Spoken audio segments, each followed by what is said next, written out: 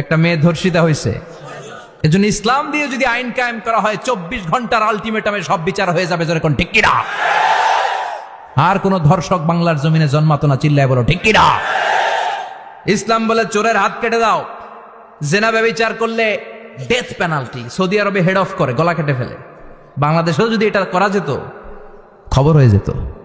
আর কোন ধর্ষক বাংলার জমিনে জন্মাতো না, চিল্লায় বলো ঠিক কিনা?